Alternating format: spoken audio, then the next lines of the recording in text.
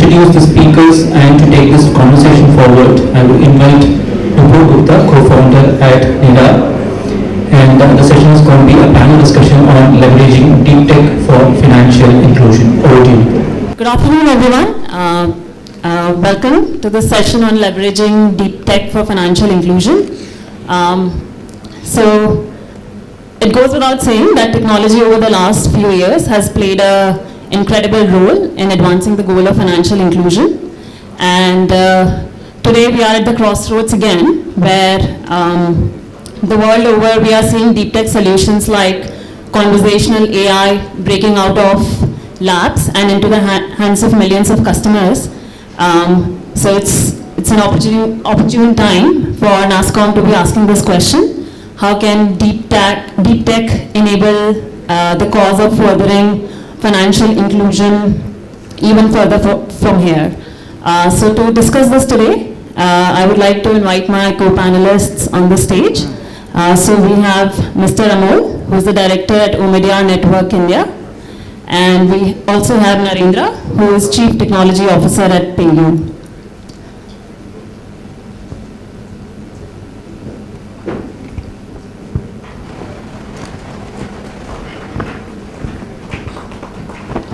Yes, we can show the panelists some applause.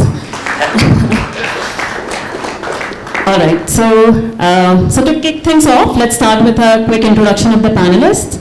I think I'll let them do it as the best place to do it. So let's start with Amol. Sure, I think I have a mic. So, hi, my name is Amol Varange. I lead investments in the financial services space at Omidyar Network India. Omidyar Network India is an impact investment firm and a part of the Omidyar Network Global. We have so far invested around $2 billion globally and around $350 million in India. For us, the key areas to invest are consumer tech, edtech, and fintech. And our fintech portfolio spans business credit, consumer credit, financial infrastructure like M2P, insurance, and so on. Hi, this is Narendra here. Good afternoon, everybody. Nice to be here.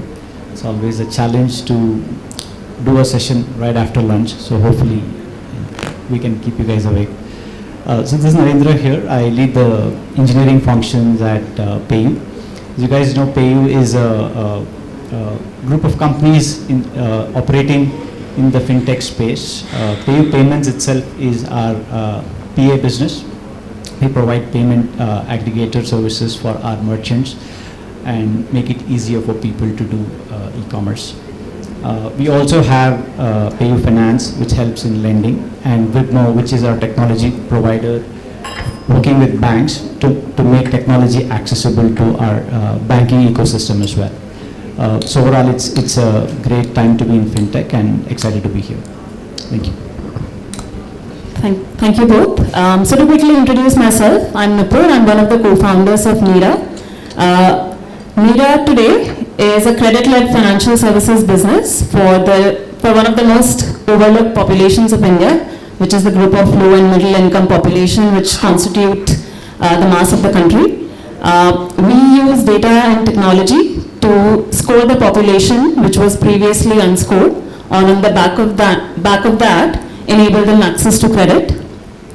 So till date, we have disbursed loans to over 200,000 unique individuals all over India. Jammu Kashmir, Andaman, East, West, we have a customer everywhere.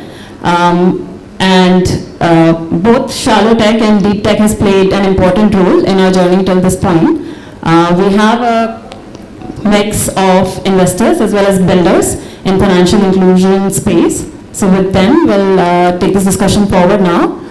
So to kick things off, my first question to the co-panelists would be, what are the areas where they have seen either traditional or deep tech already make an impact in financial inclusion? So there's a very core question. Today, there is a lot of push to go online, right? So, and also blur the lines between offline and online.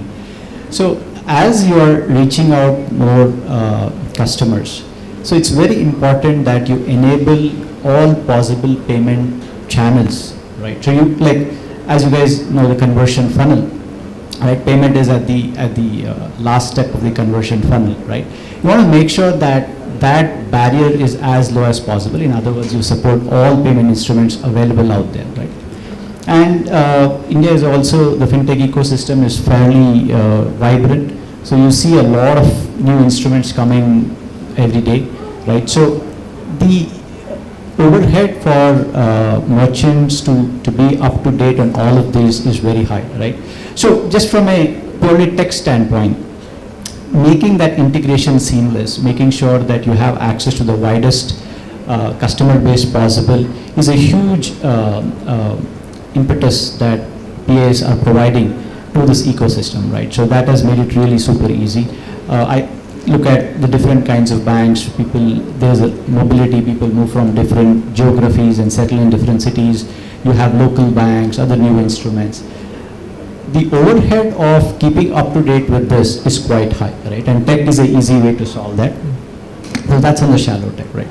So when it comes to deep tech, there are a lot of these problems also kind of become fuzzy in nature, right?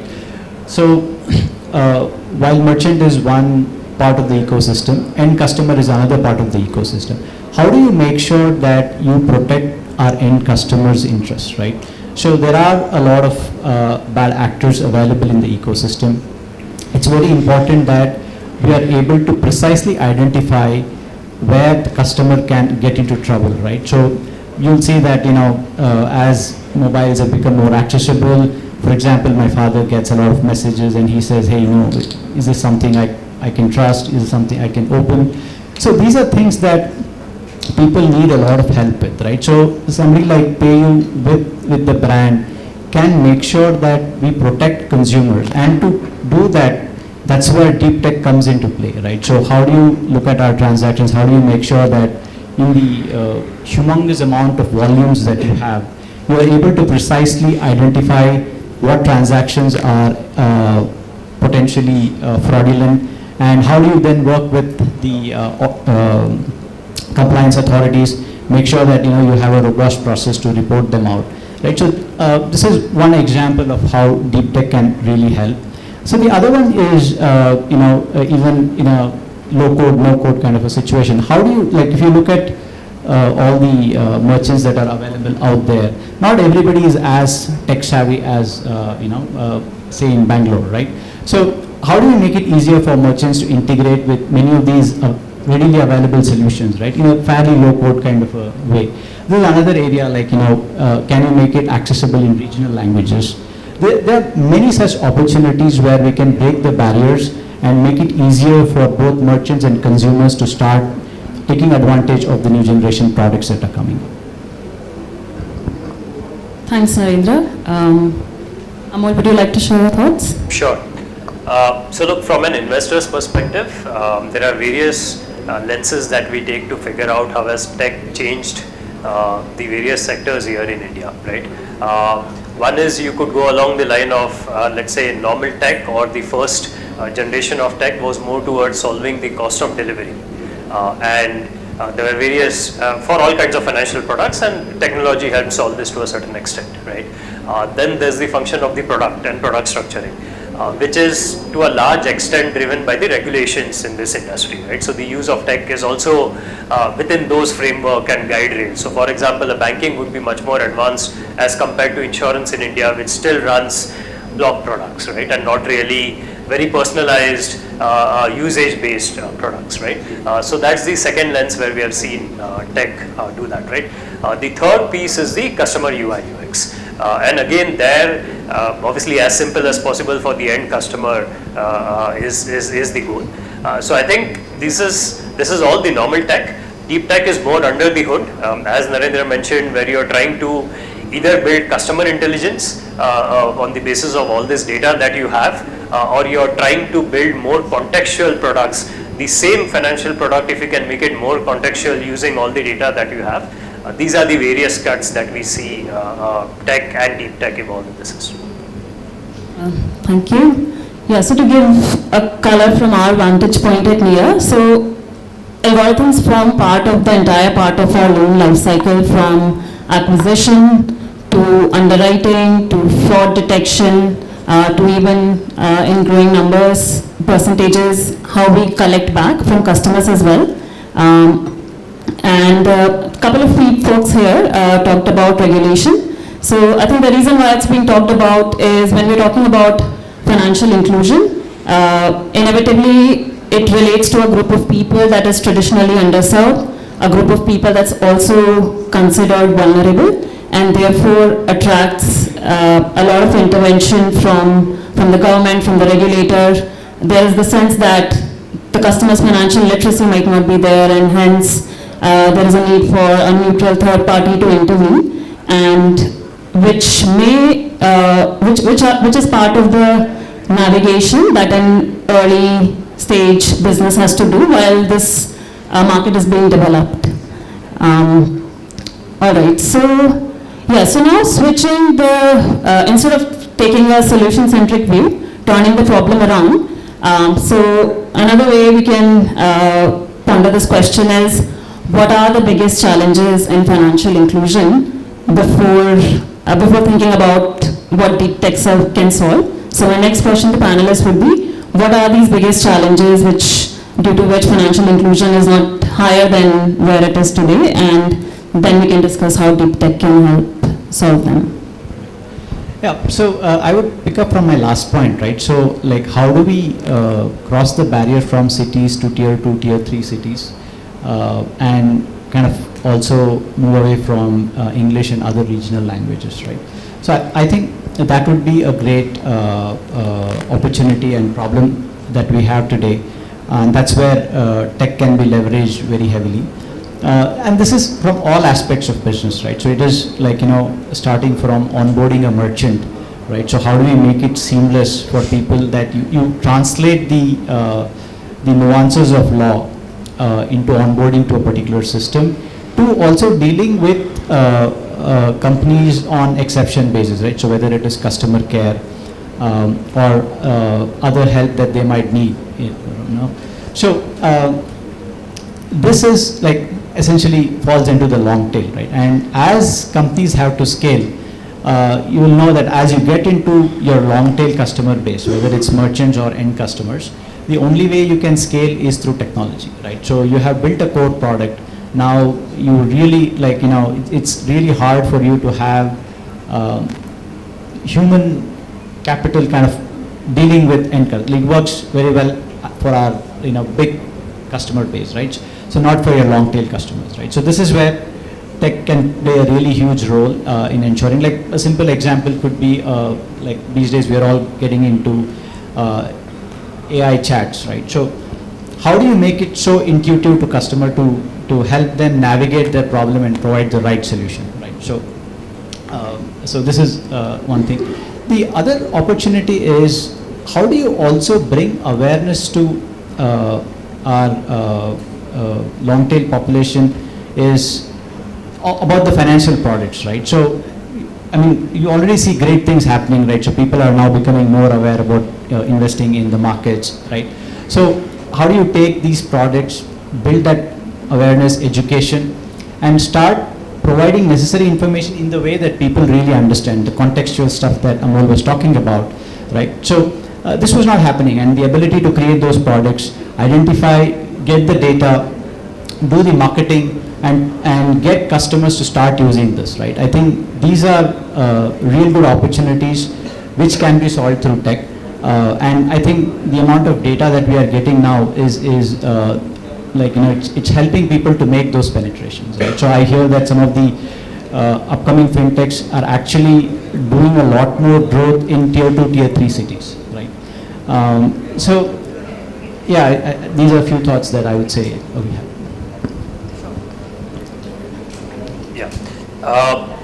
So the way I look at it internally is 4 planks, and of these, I use the word planks as opposed to challenges. Some of them have been solved to a larger extent as compared to others, but the first was access, right? And digital public infrastructure solved it to a large extent, right? Where obviously UPI was the flag bearer, and many consumers had payment as the first digital financial transaction that they did, which helped them build familiarity and the confidence to go and do other stuff digitally, right? So that's the access part of it. We could say varying degrees of problem being resolved across financial products, right? Maybe insurance is lagging a bit, but other products could be right up there. Payments is right up there, right, in terms of the products. So that's the access piece of it. The second piece of it is the product. Do we really have the right kind of product designed for financial inclusion? And what does that mean? Does that mean lower ticket sizes? Does that mean more contextual products? Does that mean products which are embedded in the user journeys, which anyways find more relevance to that particular user? Are we there? Not really, not yet. People are trying to solve for that, right? So let's say the buy now pay later for small merchants, which is embedded into their purchase journey, is a very good example of this, right? For a user who would otherwise not be habitually transacting digitally, right, on his business. So that's the product part of it, right? The next plank is usage, and it's closely linked to product, right? If you have the right product, still you might need various kinds of nudges. You need the right kind of consumer literacy for them to really understand how the product works and so on, right? These three, I think the holy grail would be, how does all three of this leads to positive financial products for the end user, right? Which really help promote his financial health and well-being in whichever metric you want to build it. So really, a culmination of all this which results into this would have solved financial inclusion in my view. Fair. Yeah, so from our vantage point, like the thing holding us back really is cost and digital literacy of the end customer. So in the payment space already the cost of payment has been brought down a lot. The cost of low ticket credit has been brought down a lot with the rapid rise of India stack. So the more parts of the stack, the more operational heavy or cost heavy parts of the stack that become solvable through technology or deep technology, the easier and the more widespread I could see financial inclusion becoming. So for example, in these developing stages of financial inclusion market, a key concern of the regulator is the quality of the customer service, the quality of the recovery practice that is being implemented.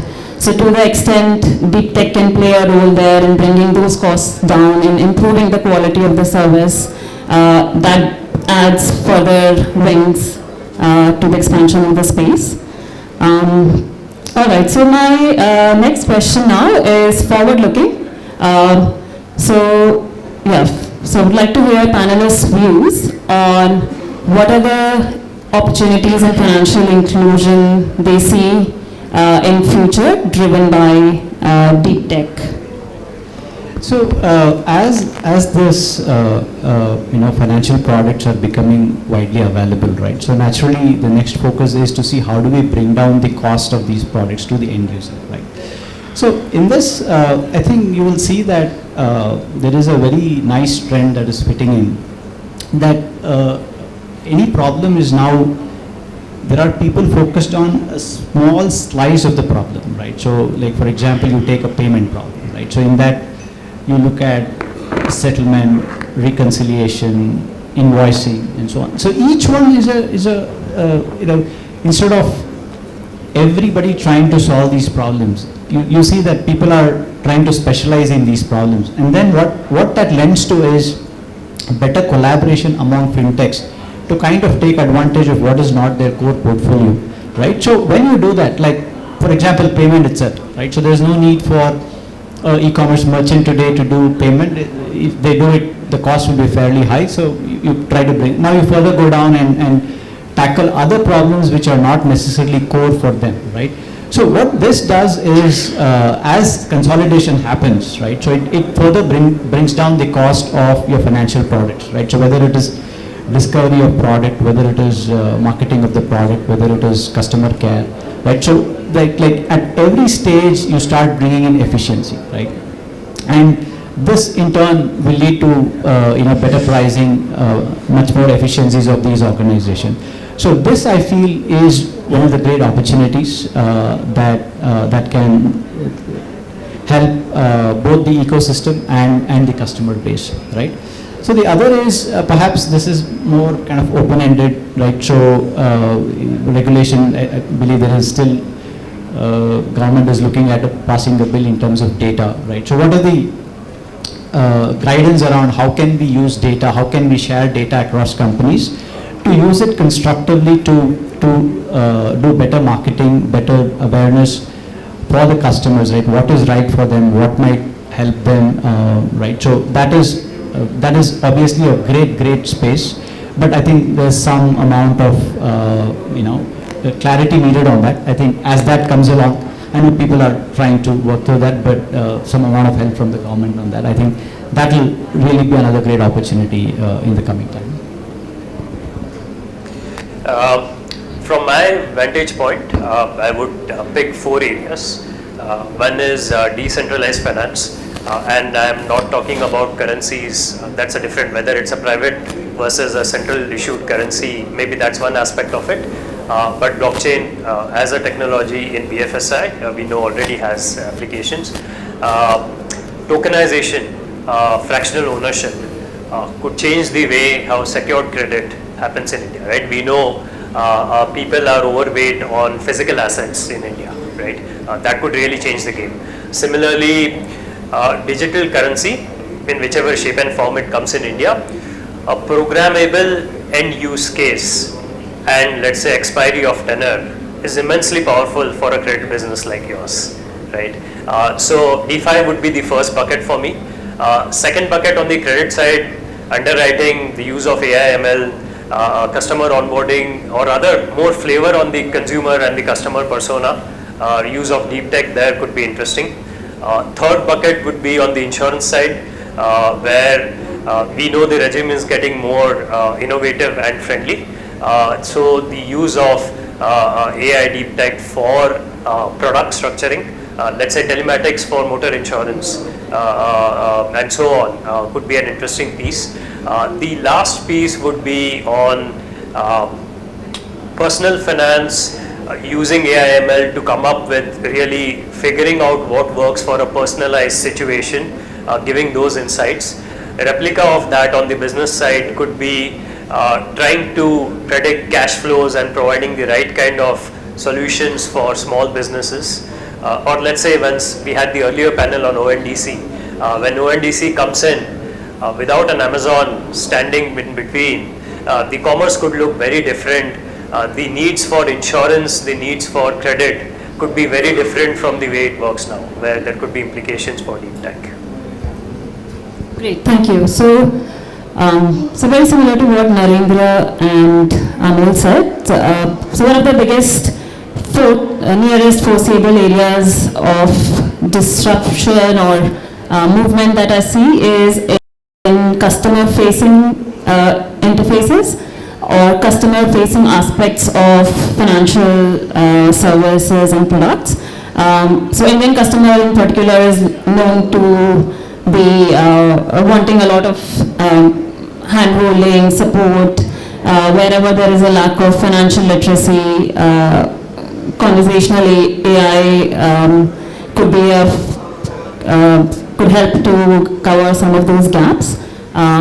So I think whether it's dynamic UI that adjusts depending on the digital savviness of the user, whether it's the personal finance guidance, whether it's the customer service resolution, whether it's arrears case resolution, all these interfaces can stand to benefit from use of AI, and particularly AI which is sort of amplified with human feedback and not just learning based on static data. All right, so with that, we are at the last part of the session. So we'll be happy to take some questions from the audience at this point.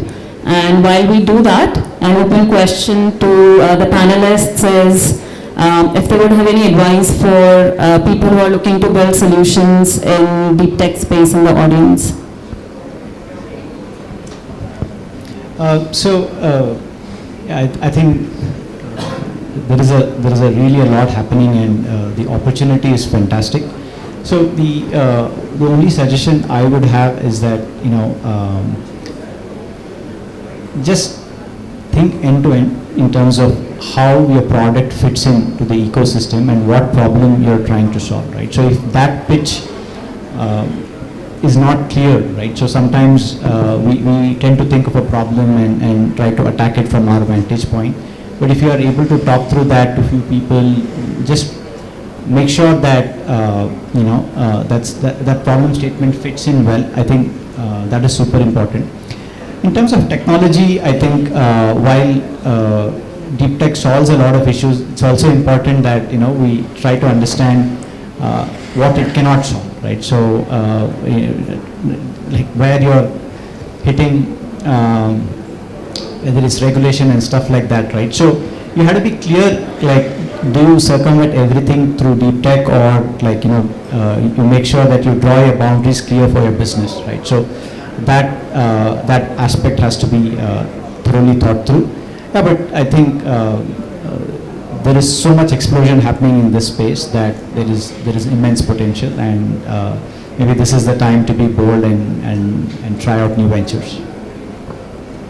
Great. I think we have an audience question. Hi. My question is specifically to Nupur. So, especially when you're working in enabling credit, right, especially to the underserved population, right, apart from the regular parameters that is asset, like what is the income, what is the average bank balance, what is the credit score, what other parameters can be leveraged using deep tech, especially in Neera's context? How do you convince the bank to look at other parameters apart from the traditional parameters? Sure. So first of all, the nature of the relationship which we have with our lending partners, the easiest way to demonstrate your commitment to your algorithm is to put your money where your mouth is. And so the way this journey worked for us, and the way I would see it work for any deep tech solution, is you start with a principled approach towards, say, credit or whatever your data-driven product is. You generate your own proprietary performance data, your own labels.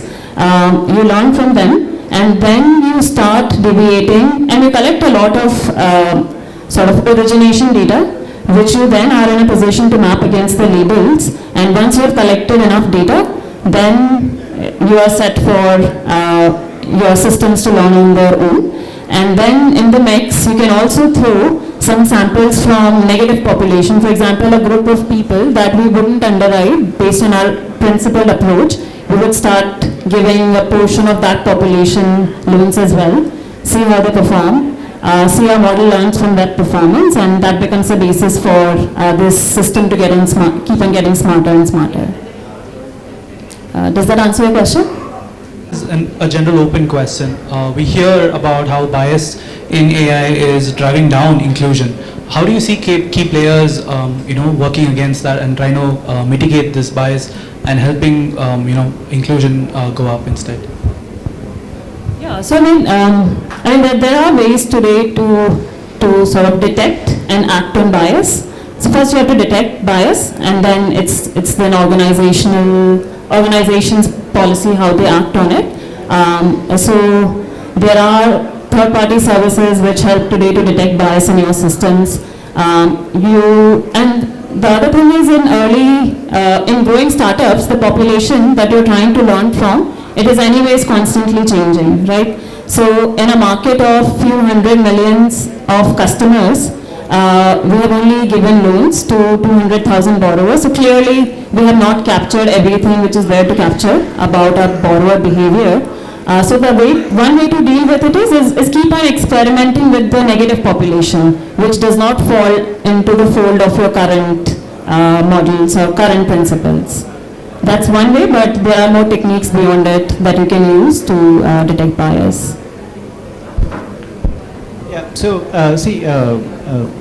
they say that best is you have to kind of constantly audit is the right term, right? So you have to have a process where you are I think going back to Nupur's point, that you make a conscious effort in identifying, detecting, right? So for that, you should not be part of the process. You need something outside the process to look at those systems.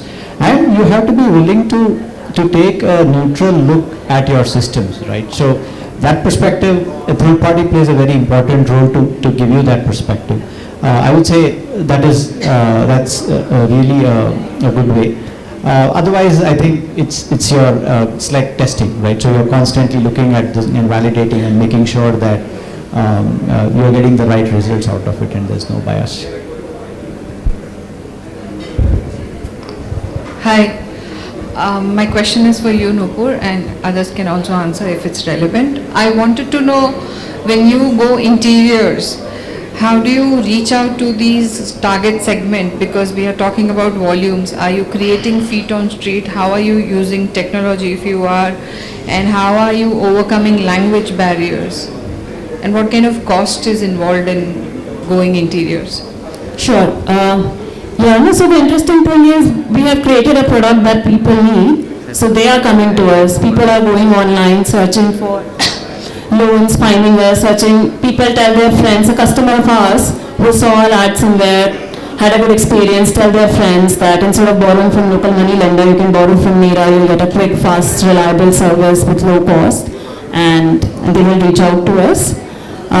Your other question was, could you repeat what was the other part of your question? Yeah, are you using technology or you have created feet on street, and how are you overcoming language barriers? Yeah, so the first part, the smartphone is a great technology which is solving the problem of reach for us.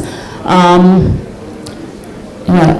think, did you want to add something? So language barrier is, this is really a great case for using technology, right? So you have a lot of great tech available out there that makes it easier for you to create content in the relevant languages, right? So, on the business part, I will let Nupur speak about it, but once you have representation in those geographies, nowadays it's fairly easy to have the same content be replicated in different languages. I think that's a great enabler in technology that you can actually use to get the reach out there. So for the reach, there is no feet on street, it's more all about advertising and technology. There's no people intervention over here. Yeah, like for our business specifically, there is no feet on street for distribution. With financial literacy being a challenge, people are being able to use the app and avail all the facilities? Yes, yeah. We have 15,000 people who download our app every day, fill in the application forms. We have 6 languages that they can select from. It's a textual interface right now with videos that assist them in the journey. But in tune of what we were saying earlier, there's a lot more that can be done there in terms of customizing that UI according to the digital literacy of the person who's using it. Sure. Thank you so much. Sure. Okay. Nupur, can we take the questions offline? I think we are Sure. running short. Thank you, panelists.